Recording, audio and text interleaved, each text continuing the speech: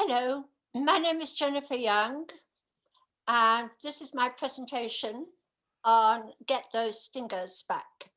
Um, you'll have to forgive me a little bit. I have a confession to make. I only actually wrote this morning, so forgive me if I stumble or read from my script. Anyway, let's start. Outside Jalalabad, Afghanistan, 34 years ago, an angry young man named Abdul Wahab Quanat recited his prayers, walked onto a farm field near a Soviet airfield, raised a Stinger missile to his shoulder, and shot his way into history.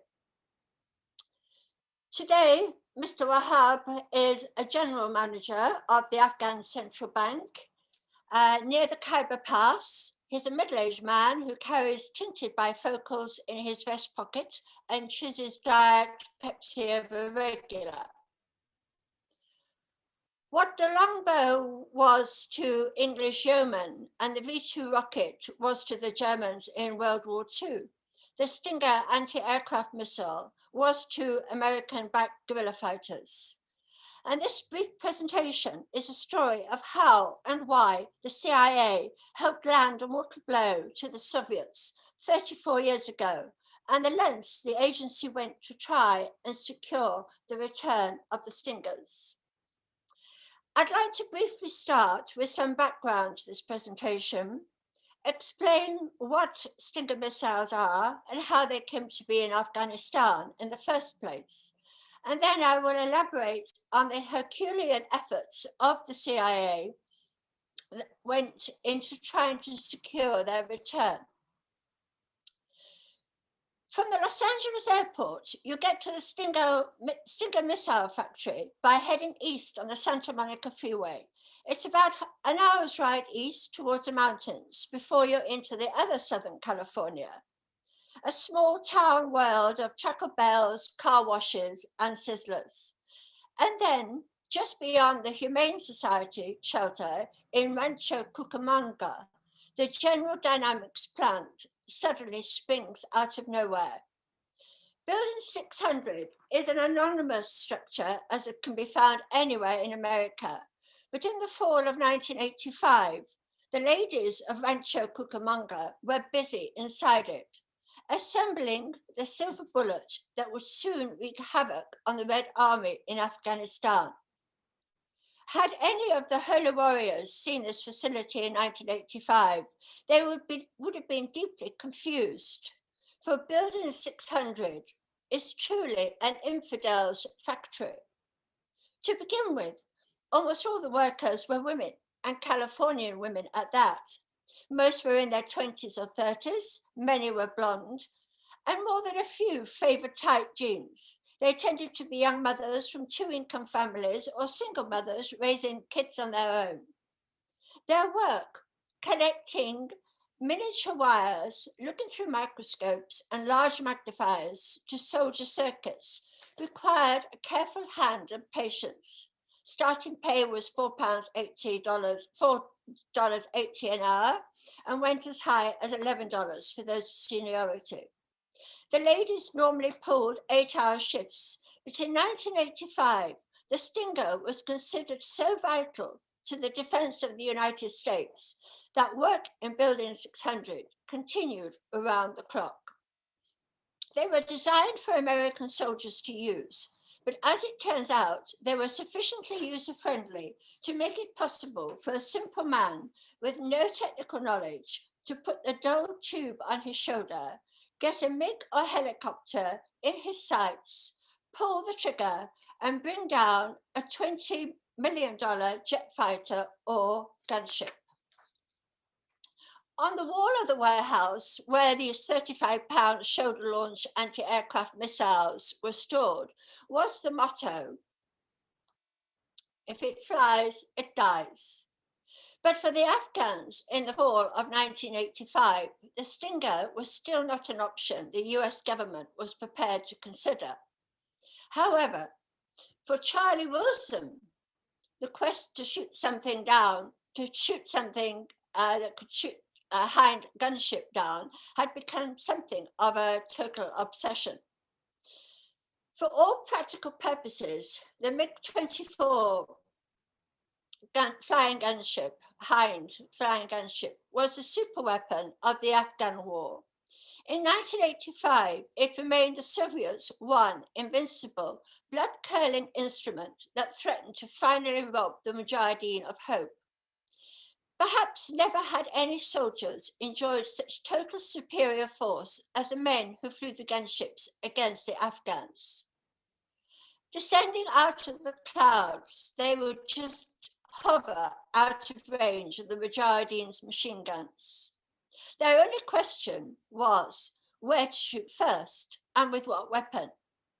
After firing a burst from a Gatling gun at 1,000 rounds per minute, or laying down a napalm bomb, or launching one of their 128 rockets, they knew it was just a short flight back to their comfortable barracks at Bagram, where vodka and a hearty meal awaited them.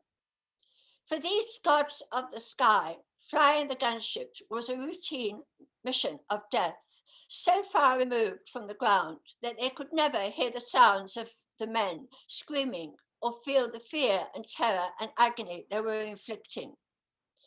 To be caught by a hind was a nightmare of the Afghan freedom fighters, and it was literally Charlie Wilson's nightmare as well. I'll go back to this. Charlie Wilson was a boisterous Texan Democrat in polished cowboy boots who was in the middle of a midlife crisis. He saw the Mujahideen through the prism of his own whiskey-soaked romanticism as noble savages fighting for freedom, as almost biblical figures. The Stinger was no secret to Charlie. He knew it was the best mule-transported plainkiller in the world. But in the fall of 1985, the CIA was adamant about not introducing the American weapon into Afghanistan.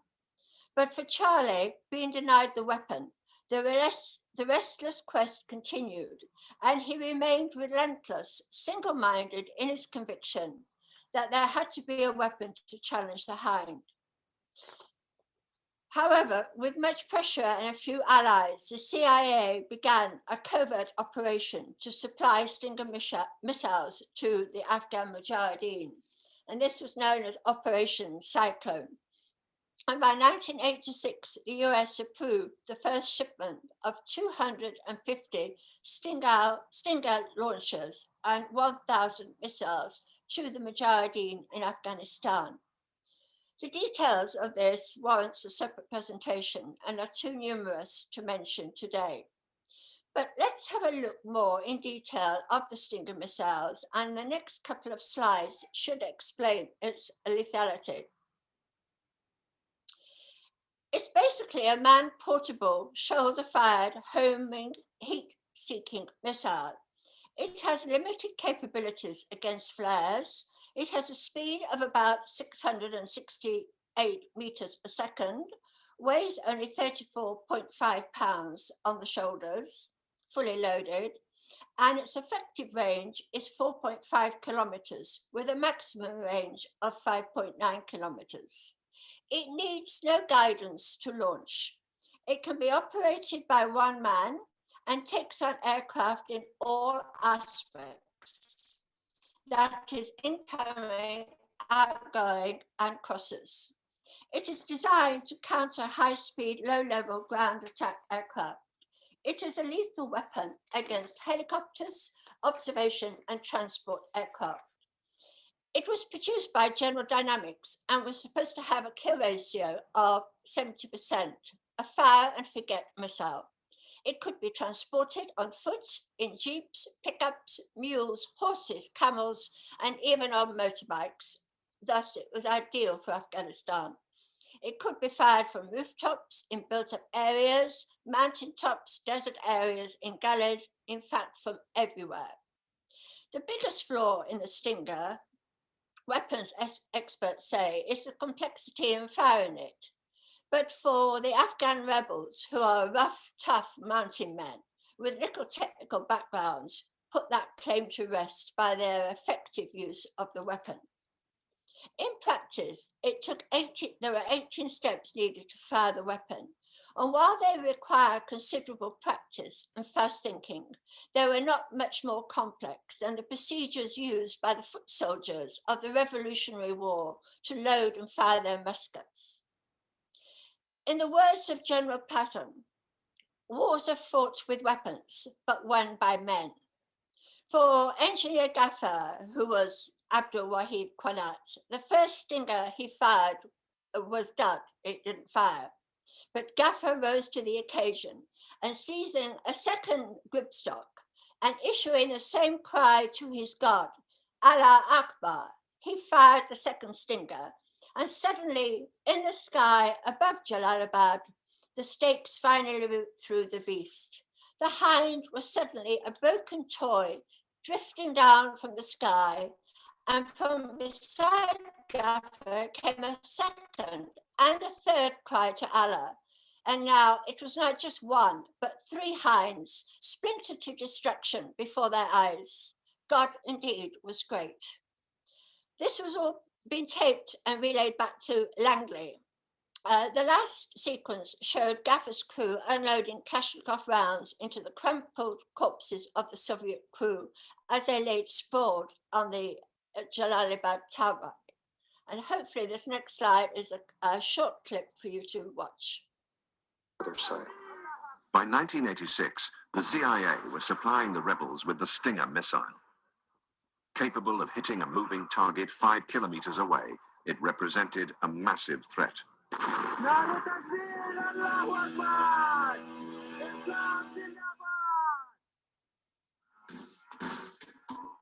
The General Dynamics Stinger weighs just 15 kilograms, flies twice the speed of sound, and can reach aircraft flying 5 kilometers away.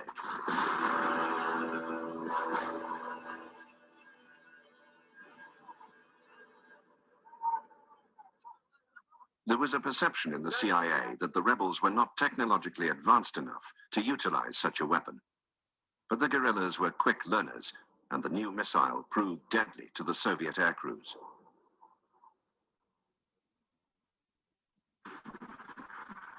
One resistance commander remarked, "There are only 2 things we Afghans need: the Quran and more Stingers."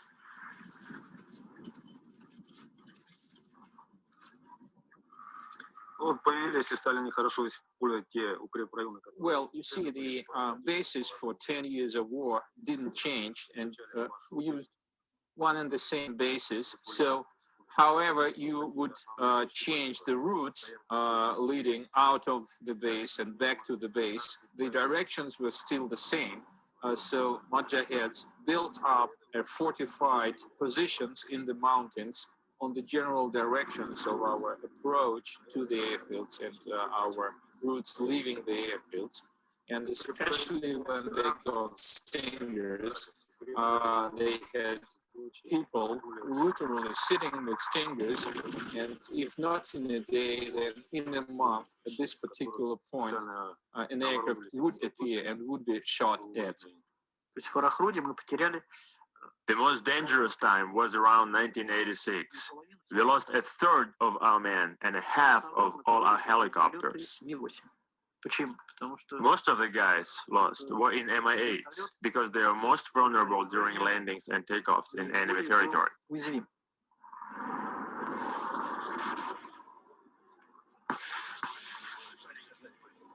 By 1987, flare dispensers had been added to most Soviet helicopters.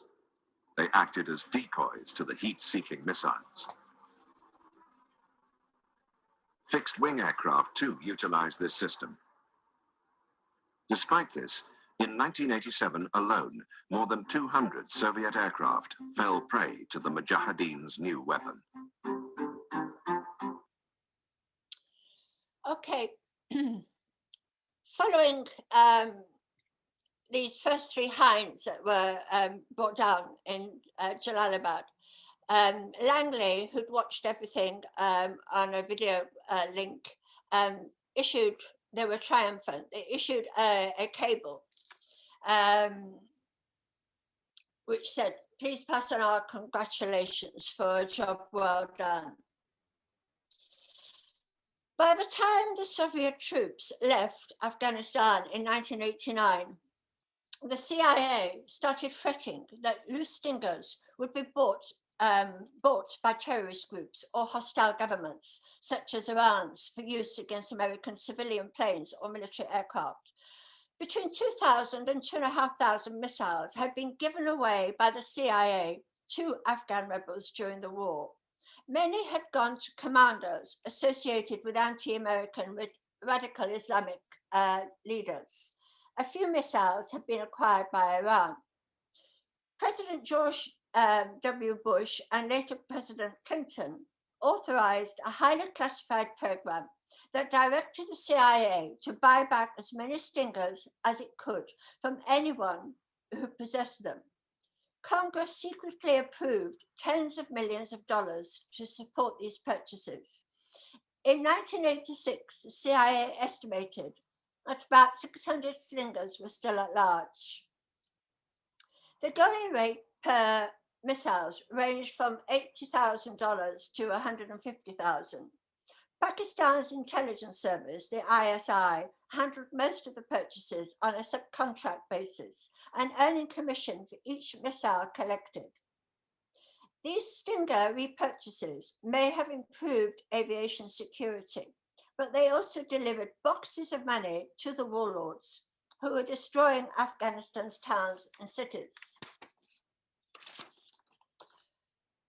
Ahmad Shah Massoud, the Northern Alliance leader, had yet to hand over any Stingers, and the CIA hoped to change that. They sent over this man, Gary Schroen, to meet with him. And he met him up in the Panjshir Valley, where he lived and ran his operation. And he put a C-130 transport plane on standby at Jalalabad airport. And it was a very much clandestine meeting. He met Massoud, who you remember was later killed in 2001, just before the World Trade Centers were demolished. He handed Massoud a piece of paper, and it showed an estimate of more than 2,000 missiles provided by the CIA to Afghan fighters during the jihad. Massoud, who was a very quiet and reflective person, looked at the figure and he said in perfect English, "Do you know how many of these missiles I received?" He wrote a number on a piece of paper and showed it to Shoham. In a very neat handwriting, Massoud had written the number 8. That was all, Massoud declared. Shoham then flew back to Islamabad empty-handed. So despite the CIA allocating a total of $65 million to the program to buy back the Stingers, it only had the effect of driving up the price on the international black market. Stingers began dispersing to all 4 corners of the earth. The Iranians promptly put the Stingers into service on their patrol boats. Pakistani intelligence, which distributed the CIA-supplied arms to the Mujahideen during the war, skimmed a number off the top. Islamabad not only stockpiled its Stingers, but also sold a model to China, which, through reverse engineering, developed its own version. The Mujahideen also dispensed Stingers to their Islamic allies. Among the lucky recipients were rebel groups in places like Tajikistan, Chechnya, and Algeria.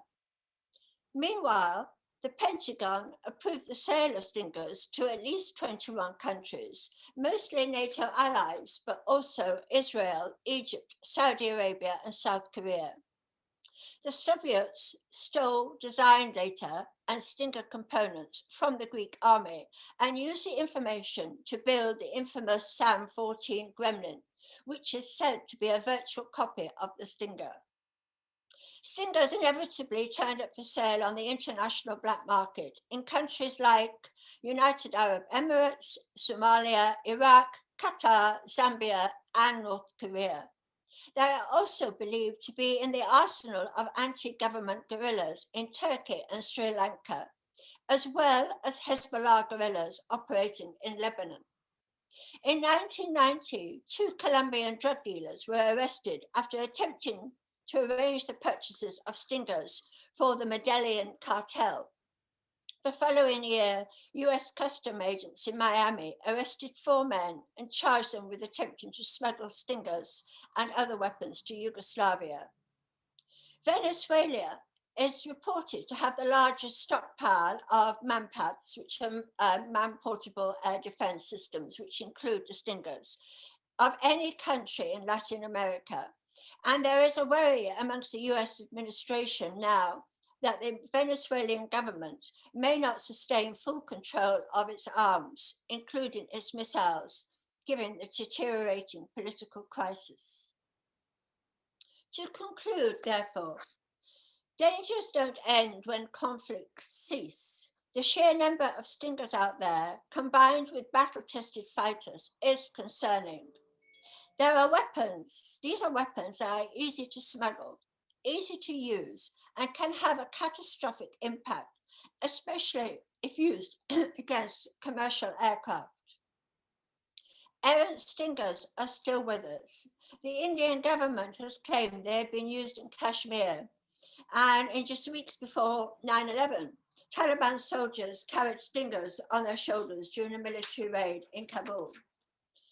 The Stockholm International Peace Research Institute dubbed the CIA mission to retrieve the stingers as a failure, and this was due to the inability to track the widely dispersed weapons through decentralized groups, leaving hundreds of the devices in the hands of warlords and militants.